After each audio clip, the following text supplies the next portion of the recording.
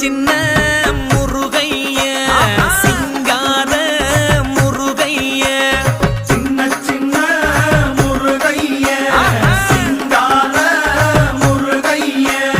கொஞ்சி கொஞ்சி தமிழ் பேசும் செந்தில் வடிவேலனவ கொஞ்சி கொஞ்சி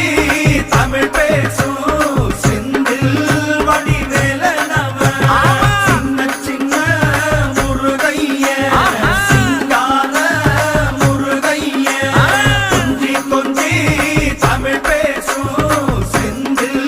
வடிவேலனவ சுப்பிரமணிய சாமி என்பார், கார்த்திகேயன் என்பார்,